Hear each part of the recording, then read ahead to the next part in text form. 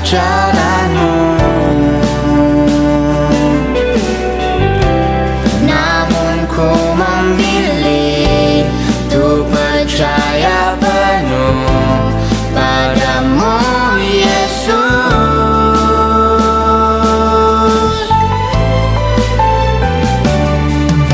Ku percaya akan janjimu,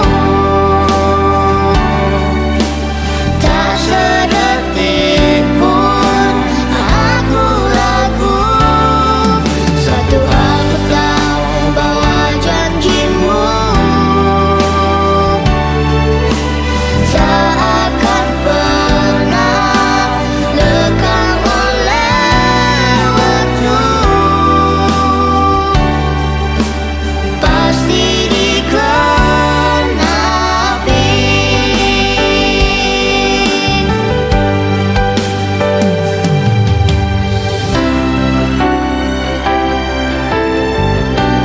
Tuhan, ku percaya akan janjimu, bukan karena melihat jalan di depanku. Tuhan Yesus, ku percaya akan janjimu, karena aku mengenal siapa dirimu. Karena Kau yang berjanji adalah setia, Engkau yang lebih tahu.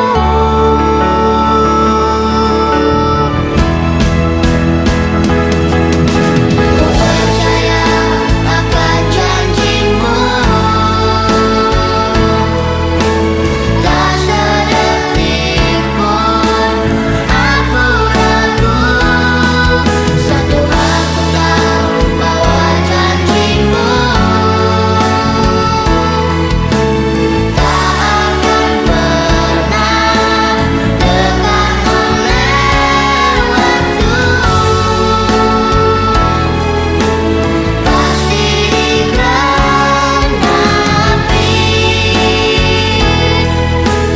Pasti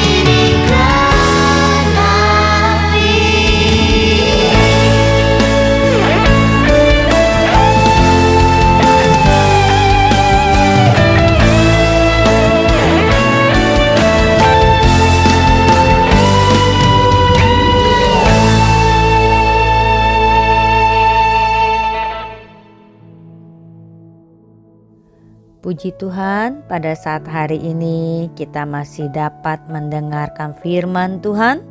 Mari kita siapkan hati kita dengan segenap hati untuk kita berdoa. Bapa, hari ini kami akan mendengarkan firman Tuhan. Siapkan setiap kami yang mendengarkan mendapat berkat pada hari ini dalam firman-Mu yang kami dengar. Terima kasih Bapa, kami bersyukur semuanya karena anugerah-Mu. Hanya di dalam nama Tuhan Yesus Kristus kami berdoa. Amin. Amin. Shalom. Haleluya. Shalom. Mari kita beri senyum yang ada di samping kanan kita, kiri, depan kita, di sekitar kita. Kita katakan shalom, haleluya, puji Tuhan. Pada saat hari ini kita bersyukur kita dapat mendengarkan firman Tuhan. Kita membuka isi hati kita disirami dengan firman Allah. Kita percaya di mana beberapa minggu yang lalu Pendeta Charlie berkata, dikatakan dalam Roma pasal 10 ayat 17, Roma pasal 10 ayat 17, jadi iman timbul dari pendengaran dan pendengaran oleh firman Tuhan.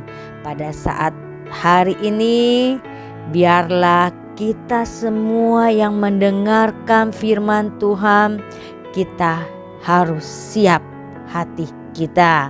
Puji Tuhan. Kita bersyukur saudara yang kekasih dalam Tuhan.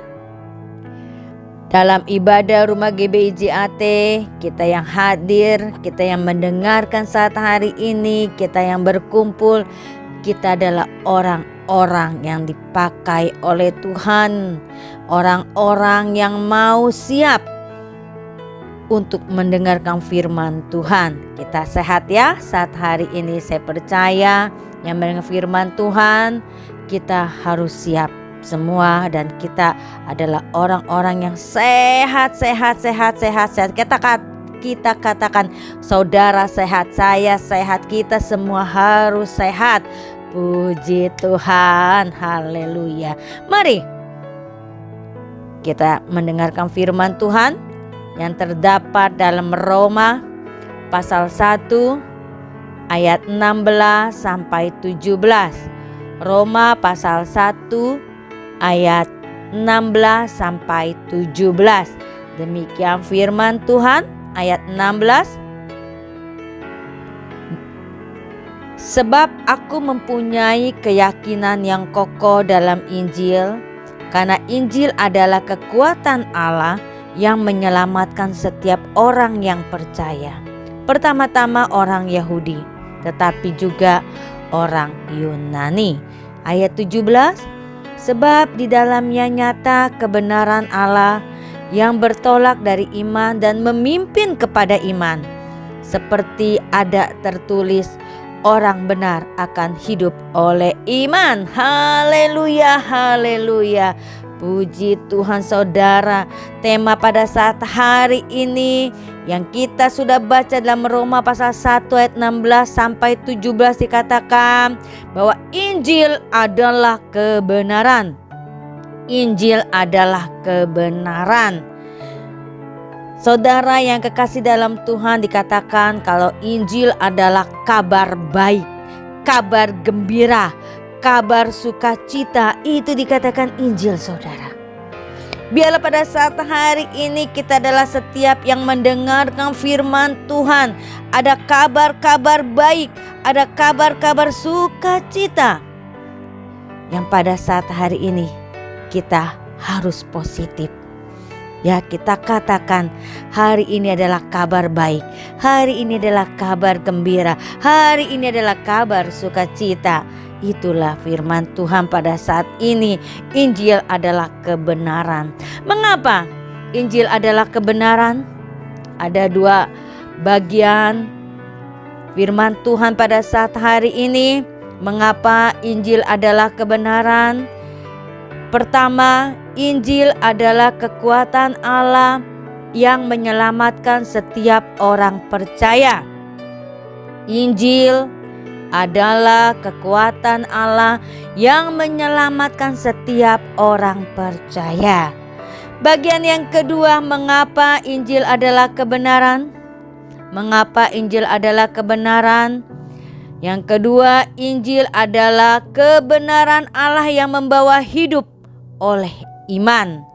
Injil adalah kebenaran Allah yang membawa hidup oleh iman. Bagian yang pertama saudara yang kekasih di dalam Tuhan, kita percaya yang firman Tuhan sudah kita baca pada saat hari ini.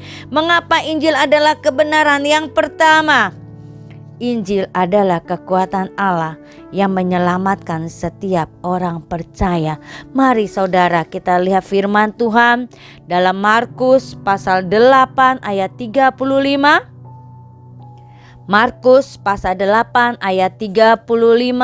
Demikian firman Tuhan, karena siapa yang mau menyelamatkan nyawanya, ia akan kehilangan nyawanya. Tetapi barang siapa kehilangan nyawanya karena aku dan karena Injil, ia akan menyelamatkannya. Oh, haleluya, haleluya. Firman Tuhan yang indah kepada kita pada saat hari ini saudara. Di bagian yang pertama, bahwa kekuatan Allah yang menyelamatkan setiap orang percaya hanya melalui Injil. Rasul Paulus mengatakan dalam Injil bukan spekulasi, pengetahuan dan akal budi manusia, tapi Injil juga bukan ajaran moral atau etika agar manusia memperbaiki perilaku berdasarkan kekuatannya.